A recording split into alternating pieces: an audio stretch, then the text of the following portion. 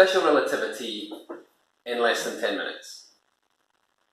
Okay, there are two ways I could explain special relativity to you. The first way is quite short, and it's basically a noise.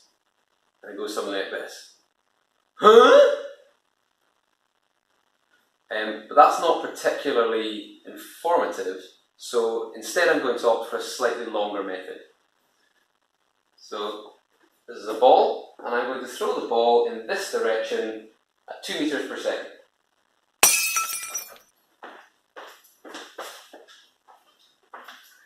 Now I'm going to walk this way at 2 meters per second, and then throw the ball.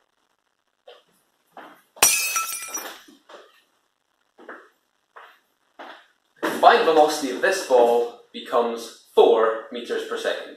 My velocity plus its. Now I'm going to shine a torch in your face.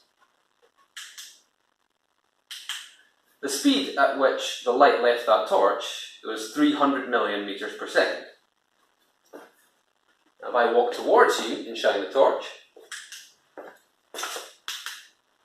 the speed of light would therefore be 300 million and 2 meters per second, right?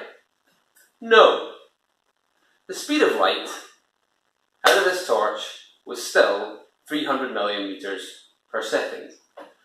In fact, I could throw the torch at you at 300 million meters per second, which I physically could do, obviously, and the light from it would still leave travelling at 300 million meters per second. The speed of light is a universal speed limit and cannot be broken. So two things have to change to accommodate for that. One is space, or the length of things, and the other one is time. We're going to look at time first using this analogy, this picture on the board. So you imagine that these are two rockets. This is your rocket, and this is your buddy Morris's rocket. On each rocket there is a light clock, and a light clock is basically two mirrors with a light beam bouncing between the two. Every time the light beam hits the top mirror, 1 nanosecond passes. Now, to start off with, neither you nor Morris are moving, and so time will tick by at the same rate. Okay? The nanoseconds are increasing by the same amount. But now if we encourage Morris to start moving, and boy can Morris move, because Morris is now going to start moving at 70% of the speed of light. Pretty speedy. Now remember, this light speed can't change. Okay? So when it was going vertically, that's fine. All 300 million meters per second were just going up and down. But now, when Morris goes along, that light beam has to go along with him. From your frame of reference, it now has to sacrifice some of that vertical velocity to go horizontally. So that means that there is now less velocity able to go up and down. It's going slower, up and down. What does that mean? Well, long story short is that you see Morris's clock tick by more slowly than your own. Weird. Now you could take this to the extreme, which is always fun to do. Imagine now what would happen if Morris was travelling at the speed of light that way. Well, now his light beam has no velocity left to go up and down, because it's all going horizontally. Now, what does that mean for his light clock? Well, you see his clock stop. Time stops moving, stops ticking by altogether on Morris's clock. No!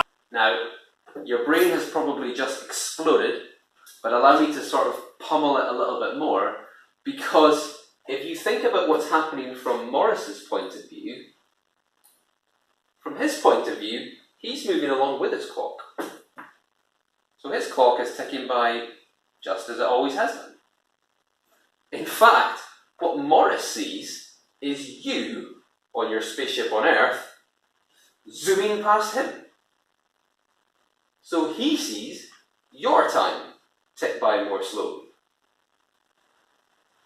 It's all relative. Actually, there are a couple of equations that can help us digest this a little bit more. So the first one here is the time one, time dilation. And put very simply, this time here is the time that you would observe on a clock that was stationary relative to you. Okay? So this is a stationary clock relative to you, and that's quite important. And this is therefore a moving clock relative to you. So T apostrophe should always be greater than T. Okay? More time ticks by on a clock that is still relative to you than on a clock that is moving relative to you. A second thing you might have noticed there is that as Morris speeds up, his length contracts. I'm not going to go into a huge amount of detail on that, other than to show that this is the contracted length in this equation,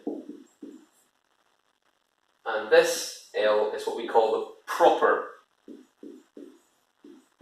length. So it should come as no surprise that L apostrophe should always be less than the proper length. I hope I've made that relatively